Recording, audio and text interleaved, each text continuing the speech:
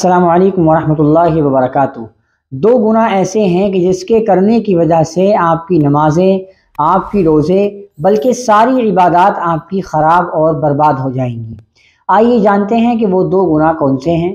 हुज़ूर अकरम सल्लल्लाहु अलैहि वसल्लम ने सहाबा से पूछा कि ऐ मेरे प्यारे सहाबी, क्या तुम जानते हो कि मुफलिस इंसान या गरीब इंसान कौन है? तो सहाबी ने अर्ज़ किया, सहाबी ने बताया, ऐ अल्लाह के नबी, वो शख्स ज़्यादा गरीब होता है जिसके पास में खाने के लिए खाना ना हो, रहने के लिए मकान ना हो, पहनने के लिए कपड़ा ना हो। आपने फरमाया नहीं, वो इंसान गरीब नहीं है, बल्कि मैदान महशर में एक आदमी आएगा कि जिसकी इतनी नेकियां होंगी कि अगर उन नेकियों को पहाड़ पर डाल दिया जाए तो वो पहाड़ सातों ज़मीन के नीचे चला जाए, तहत-उस-सरा में चला जाए, उस आदमी की नेकी की वजह से।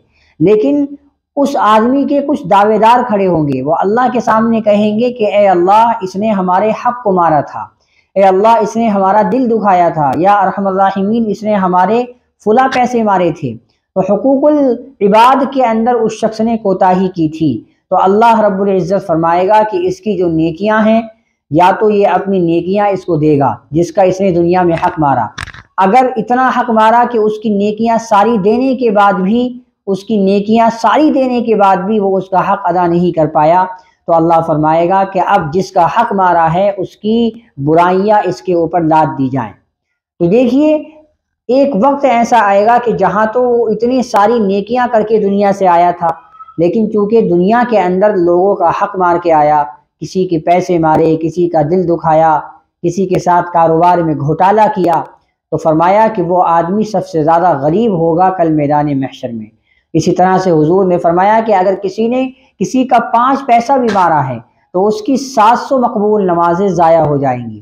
तो ज़रा सोचो, अगर हमने किसी के 500 या 1000 रुपये मार लिए दुनिया के अंदर, तो इतनी तो हम नमाज भी नहीं पढ़ते, कल क़यामत के दिन हमारा हिसाब कैसे होगा नमाजों का। तो इसलिए हुकूकुल इबाद में बिल्कुल कोताही नहीं करनी चाहिए, किसी का हक बिल्कुल नहीं मारना चाहिए, किसी का दिल बिल्कुल नहीं दुखाना चाहिए।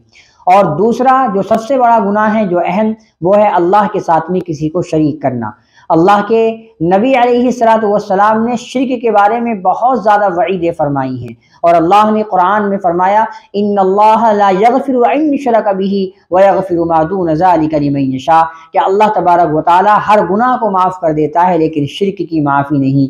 शिर्क कहते हैं कि अल्लाह के साथ में किसी को शरीक करना, अल्लाह की ज़ात में, अल्लाह की सिफ़ात में किसी को शरीक करना अल्लाह ताला को बिल्कुल गवारा नहीं है। तो मेरे अजीज़ भाइयों, मेरी बहनों, ये दो गुनाह ऐसे हैं, एक हुकूकुल इबाद, लोगों के अंदर लोगों के हुकूक में कोताही करना, और दूसरा है हुकूकुल्लाह, अल्लाह के साथ में किसी को शरीक करना। अगर ये दो गुनाह किसी के अंदर पाए जाते हैं तो उसकी इबादत बिल्कुल बेकार हैं। अल्लाह हमें इन दो गुनाहों से बचने की तौफीक अता फरमाए। अस्सलामु अलैकुम वरहमतुल्लाहि वबरकातुहू।